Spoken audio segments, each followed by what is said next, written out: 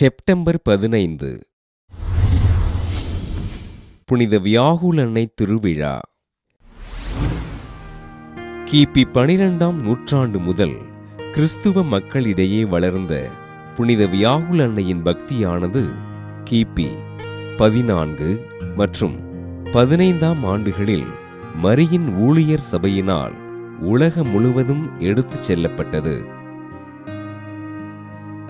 ஆண்டவர் இயேசு சிலுவையில் அறையப்பட்டபோது மரியன்னை அடைந்த துயரத்தை வலியுறுத்திய இவ்விழாவானது கிபி 17ஆம் நூற்றாண்டு முதல் அன்னை மரியாவின் இதயத்தை ஊடுருவிய 7 வாள்களை குறிப்பதாக அமைந்திருக்கிறது.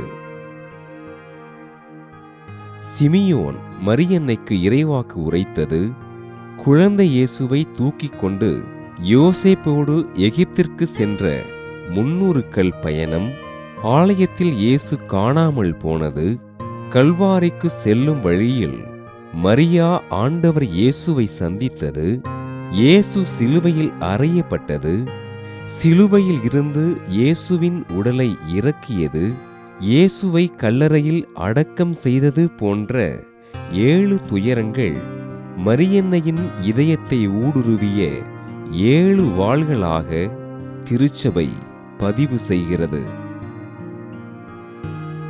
கிபி 1814ஆம் ஆண்டு முதல் செப்டம்பர் 18ஆம் நாள் கொண்டாடப்பட்ட புனித வியாகுல் அன்னை திருவிழாவானது திருத்தந்தை 10ஆம் பத்திநாதரால் திருச்சிலுவை உயர்த்தப்பட்ட தினத்திற்கு அடுத்த தினமான செப்டம்பர் 15ஆம் நாள் கொண்டாடுவதற்கு மாற்றியமைத்தார்.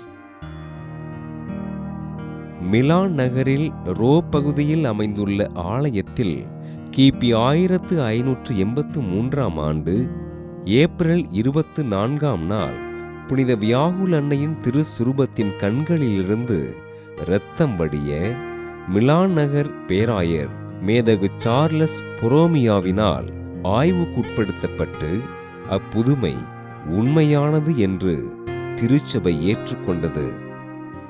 புனித வியாகுல் அன்னையின் திருவிழாவினை கொண்டாடுகின்ற நாம் துன்பங்களில் இருப்போருக்கு உதவிகள் செய்து அவர்கள் நலமோடு வாழ்வதற்காக ஜெபிப்போம்.